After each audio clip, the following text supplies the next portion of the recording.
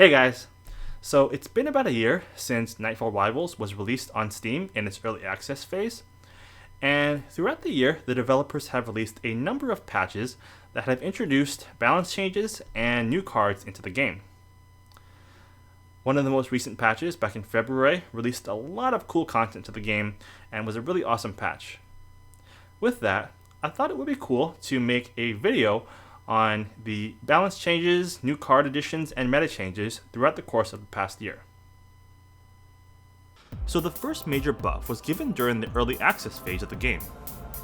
The legendary unit Reynard, which was already one of the most powerful cards in the game, was given the ability to unlock the area debuff ability at level 5. This was done to give players an incentive to upgrade Reynard, as his clone ability essentially renders his stats meaningless. The area debuff ability makes Reynard much better, as it gives him the ability to capture or kill any adjacent flail or lance unit you place him next to. Previously, he was inherently unable to capture any adjacent lance unit he would transform into. I must say though, that it is extremely difficult to acquire enough resources to upgrade him to level 5.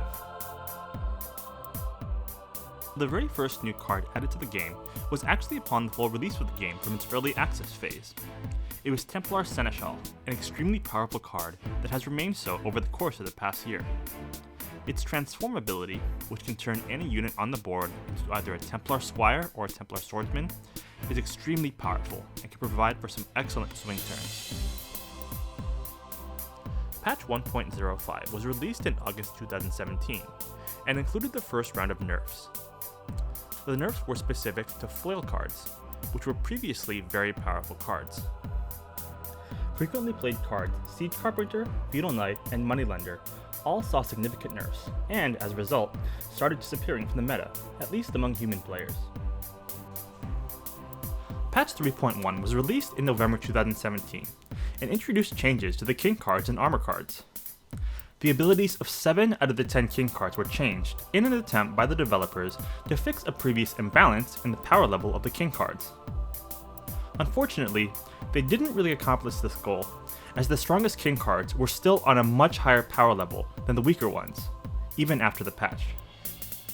The powerful king cards that saw changes included Godfrey, who had his counterattack ability replaced with the card Godfrey's Sword, and King Philip, who now allows his opponent to play another card after cancelling their first poison card. Armor cards were also given the Play Again ability. While this did improve their utility in certain situations, I still feel that armor cards are too easily countered, and thus not worth inclusion in a good deck. Further, armor cards also saw a nerf to their total stats as part of this change. Poison cards, however, did receive a clear buff. While their stats stayed the same, they gained the ability to be used on friendly units. This ability is actually extremely useful, as there are often situations where removing a friendly unit from the board will put you in a better position to capture an enemy unit. Also, the pass discard mechanic was changed. Passing now results in a 1-card penalty, and discarding results in a 2-card penalty. This was a much needed change, as the previous system allowed players to pass their turns an unlimited number of times, which was a fundamental flaw that undermined gameplay.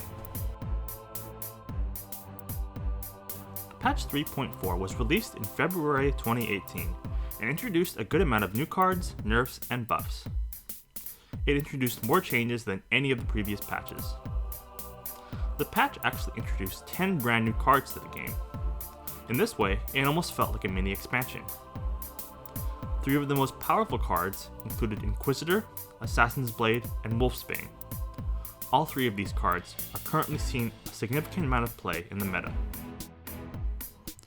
The patch also nerfed some of the most powerful cards in the game, including Plague Doctor, which saw a 2-stat nerf, Pierre, which also saw a 2-stat nerf, Kennelmaster, which saw a 4-stat nerf, Templar Bannerman, which saw a 2-stat nerf, and De Nogaret's Assassinate card, which saw the biggest nerf of them all, with a 20-stat nerf. Despite these nerfs, each of these cards mentioned remain powerful cards and still see large amounts of play.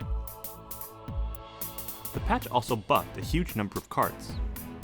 the patch increased the maximum level for all common cards from 16 to 19, giving them essentially a 3-stat buff when fully upgraded. It also gave a good number of common cards extra abilities, such as the cards Spear Militiaman, Templar Squire, and Merchant Trader, among others. It also gave stat buffs to numerous legendary units, including De Bijou, Devastating Siege, Draper, and Gawain. I have noticed these cards appearing more often in human-controlled decks as a result. So yeah, that's basically the history of Knightfall Rivals for the past year.